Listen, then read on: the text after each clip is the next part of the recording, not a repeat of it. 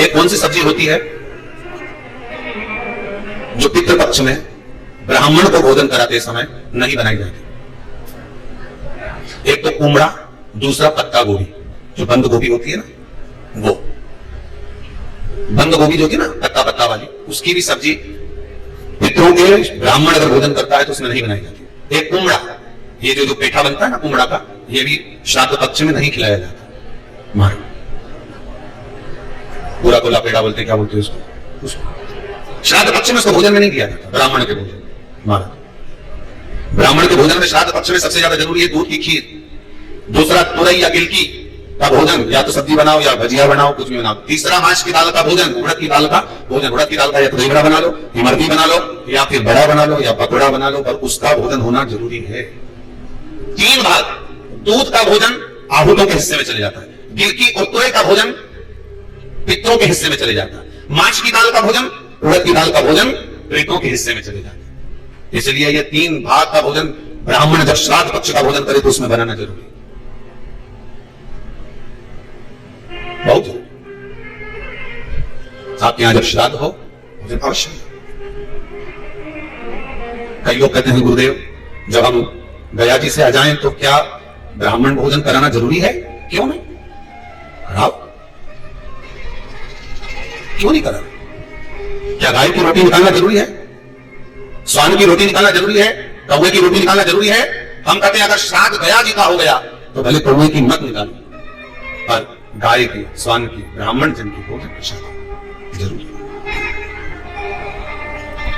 देखिए जब ज्यादा घर में पितृदोष हो ना, ऐसा लगे तो पितृदोष बहुत ज्यादा है, 1 रुपए कमा रहे हैं, 1.25 रुपए खर्च हो रहा है, हाथ में पैसा नहीं टिक रहा, दुकान 4 दिन अच्छी चल रही है, फिर व्यापार डाउन हो जाता है, कोई पैसा लेकर भाग गया नहीं देगा, कहीं कर्जा मात्रा बढ़ गई है, ये पितृदोष के लक्षण है।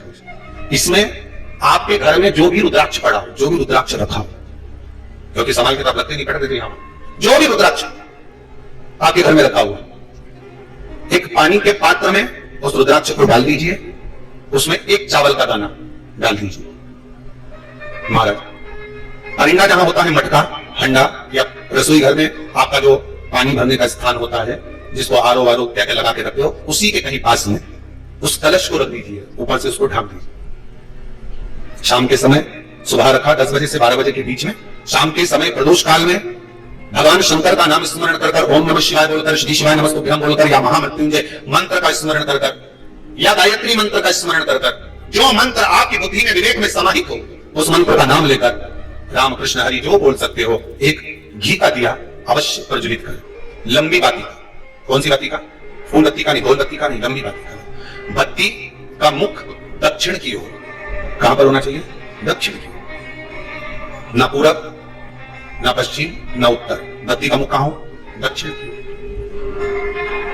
जैसे श्राद्ध पक्ष में ब्राह्मण को जब भोजन कराते हैं तो ब्राह्मण का मुख श्राद्ध पक्ष के भोजन कराते समय अगर पूरब पश्चिम और उत्तर का होता है तो श्राद्ध के भोजन का फल नहीं मिलता, उसका मुख दक्षिण का होता है, तो हमारे घर के जितने भी पितर उस तिथि में गए होते हैं सबको उसका भाग मिल जाता है और पितृदोष समाप्त हो जाता है। इसलिए ब्राह्मण का मुख श्राद्ध पक्ष में भोजन कराते समय दक्षिण का होना चाहिए। ब्राह्मण का मुख दक्षिण का, यहां तक शास्त्र कहता है महाराज अगर गौ माता को श्राद्ध पक्ष में अगर भोजन दे रहे हो तो गाय का मुख अगर दक्षिण का है, गाय का आपका मुख पहले उत्तर का हो, गाय का मुख दक्षिण का, आपका मुख पहले पूरा पश्चिम नहीं, गाय का मुख अगर दक्षिण में, अगर आपने दक्षिण में गाय को खड़ी कर रखा है, दक्षिण में उसका मुख आप भोजन दे रहे हो तो शास्त्र कहता है कि किसी पिंड की जरूरत नहीं पड़ती, गाय स्वतः कल्याण कर देती है, गौ माता स्वतः कल्याण। दक्षिण मुखी हो तो दिए की जो बाती का मुख कहां होना चाहिए? दक्षिण का, और दक्षिण का मुख जब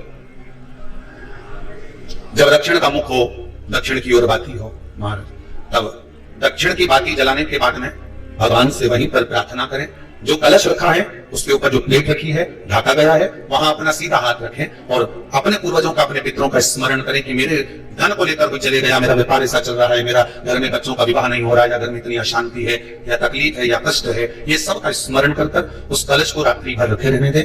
सुबह स्नान आदि करने के बाद फिर एक घी का दिया दक्षिण की ओर लगाकर सुबह 10 बजे से 12 बजे के बीच में उस जल को शिव जी को समर्पित कर रखाएं और वो रुद्राक्ष लेकर वापिस आ जाए महाराज। वापिस उस रुद्राक्ष को अपने घर में रख दीजिए। वर्ष भर वो रुद्राक्ष आपको कभी बीमारी से नहीं घिरने देगा, कभी किसी जगह खड्डे में नहीं जाने देगा, वो उन्नति की ओर ही बढ़ाएगा। भले कोई भी रुद्राक्ष, एक मुखी से लेकर 14 मुखी, 20 मुखी, 18 मुखी, जो रुद्राक्ष आपके पास में, आप उसका स्मरण करिए,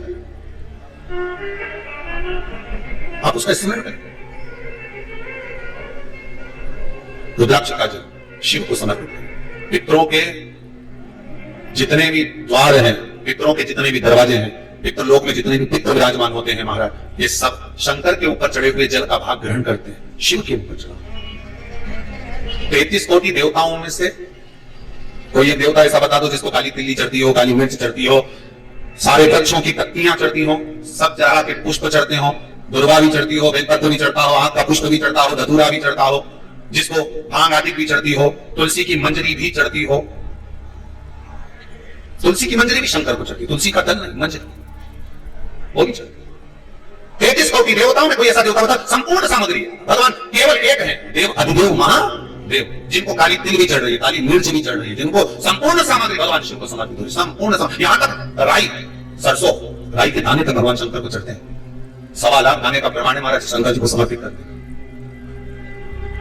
सरसों चढ़ती, राई चढ़ती महाराज, पुष्प, बेलपत्र, दुर्वा, जगह जगह के पुष्प शिव को समर्पित होते हैं। पितृ, जब शंकर भगवान को जल चढ़ाया जाता है 16 श्राद्ध पक्ष में, 16 दिन श्राद्ध के जब हम भगवान शंकर को जल समर्पित करते हैं तो उसका भाग हमारे पितरों को प्राप्त होता है।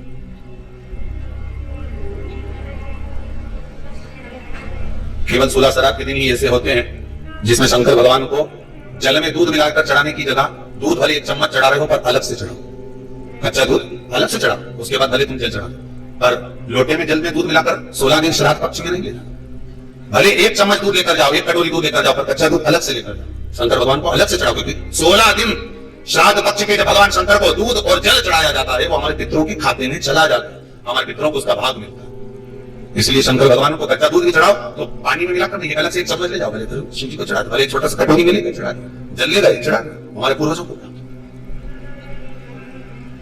हमारे पूर्वजों को प्राप्त। जिस बालक बालिका का जॉब नहीं लग रहा हो, सर्विस नहीं लग रही हो, नौकरी नहीं लग रही हो, जगह पहले करते थे जॉब अब छूट गई, 2 साल हो गए, 3 साल हो गए, सर्विस नहीं लग रही हो, बहुत प्रयास कर लिया हो, बहुत प्रयास, तो महाराज काली तिल्ली को पीस कर उसको जल के पात्र में डालकर अपने घर के मटका, परिंदा, पितरों का जो स्थान होता है, जलाशय होता है, उसके पास में एक पात्र में रख दीजिए।